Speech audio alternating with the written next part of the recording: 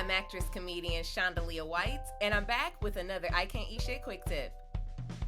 It's a quick tip. It's the month of love, and everyone's been eating a lot of sugar, a lot of sweets right now. Being all sweet to their sweeties, but isn't sugar, artificial sweeteners, and natural sweeteners, aren't they all just bad for you? Kind of. But did you also know that just eating carbs can be just as bad and spike your insulin levels? I had no idea, and I just found out the hard way. Let's get into that. We all are pretty familiar with the fact that if we have too much sugar or too much sweetener, then our blood sugar levels are about to spike through the roof. I'm talking about your eyes are bulging out your face. And I didn't really know that carbs can actually do the same thing. I had no idea. I mean, maybe having like some mangoes or something because it's a sugary fruit. I can see something like that, or a bag of chips. But after that, I got nothing.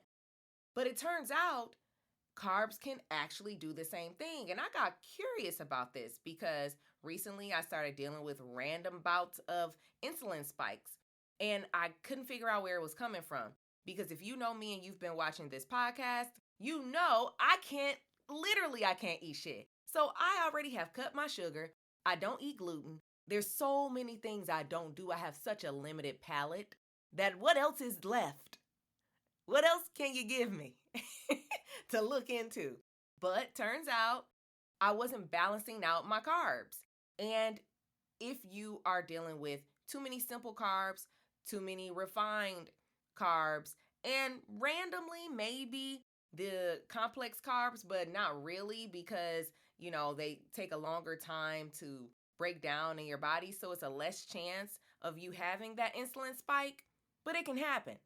So before we go any further, let's just break down each carb group. Let's start with the simple carbohydrates. The simple carbs are the sugars. And although they are good for you, they digest so quickly, they can cause your insulin to spike through the pancreas, just creating that insulin to absorb the sugar. Some of the simple carbs are fruits, vegetables, honey, table sugar, grains, malt beverages, and dairy products.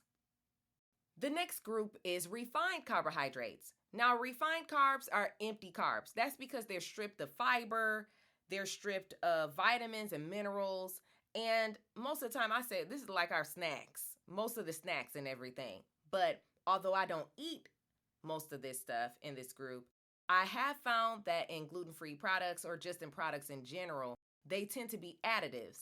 Some of those carbohydrates are bread, white rice, white pasta, and most breakfast cereals. The last group are the complex carbohydrates. These are the starches group. And the starches group, they're going through your digestive system very slowly, so they aren't causing that direct spike like the rest of the carbs. But they can cause some problems. It's a case-by-case basis. I don't tend to eat a lot of things from this group because it goes through too slowly for me and it can cause constipation. But again, it's all based on your system. Some of these carbohydrates include whole grains, starchy vegetables, legumes, fruits with fiber such as apples and bananas, whole grain bread, and pasta. The big question is, how do we manage this blood sugar, these insulin spikes? What do we do? Based on my research, I'll give you a couple things. They tell us to eat a balanced diet with a variety of foods. Prioritize low glycemic index foods such as non-starchy vegetables, lean proteins, nuts, and seeds. I will tell you, I'm in the middle of dealing with all of this right now, and this is very close to what I'm actually doing right now. I'm basically doing a modified keto diet and with the help of my doctor to help me pinpoint what is spiking my insulin. What is it that's spiking my insulin? Because you already know I have such a limited diet already. It's nothing really left. So we had to figure out, okay, so what carbs are actually doing this to me? And it's actually been working. I have to say it has stood out. And one thing that I was not aware of was my sunflower butter. The sunflower butter is like peanut butter, basically. And I use that as something I use as a snack. And I don't know if it's because it's really a lot of carbs, but whoa, it spiked my insulin so quickly. I had about 2 tablespoons of it with some celery. And this is the one without the sugar or the salt. And I'm talking about through the roof. I just couldn't feel, I didn't feel good at all. It was a mess. So that's something I would not have figured out if I didn't go through that process of elimination. And that's basically what I'm in the middle of doing. Another thing that they tell you to do is try to eat the same amount of carbohydrates for every meal. This is difficult.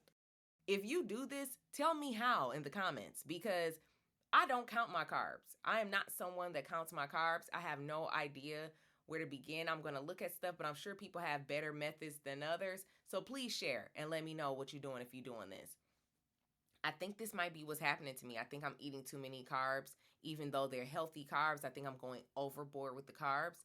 And so with my modified keto diet, I am doing more meats, proteins, healthy fats, and no carbs, like starchy carbs, I should say, because vegetables are actually carbs. But you hear me. None of those complex carbs right now. None of the refined carbs right now. And just like specific fruits that aren't going to spike my insulin, lean meats, but a lot of it, and vegetables are what I'm doing right now. I would like to say before I go any further with this, I am not one to advocate for a diet. I do not believe in dieting. I think it can become very dangerous, and I very much support and encourage people to do what works for them. Please learn what is going on with your body. I'm very much about you being conscious of what you put into your body and what it does to you. Because what one thing does to me, it may not do that to you. And you can get really ill from stuff like that. So if you are someone who is looking into ways to control your insulin, if you are thinking about doing a diet, I would say consult for sure with a doctor or have like a nutritionist or a dietitian help you out so that each meal is actually, it's balanced. So you aren't missing out on the nutrition that you actually need, because that happens often with diets. And I know good well I'm going to have to get that same help. So I'll be consulting with people in order to help me keep and maintain it. And I almost feel like you can also feel it. If you're in touch with your body, you can very much feel when you need a little bit more protein. And so the object of what I'm doing, instead of feeding my body when I need energy, instead of it getting that sugar to process really quick, I'm getting it the protein. So it's operating off of more protein right now. But this is only temporary. So again, I do not encourage you to jump to a keto diet, but just know it has helped me. And I am figuring out what is spiking that insulin. And I have not had an insulin spike since I figured out about the sunflower butter that I was using. So we'll see what else happens. I'll keep you posted. I hope this helps you. I hope that you can figure out how to get all of this insulin and blood sugar stuff together, because it can really lead to some heart disease and complex issues if you don't watch it. And that has been your quick tip.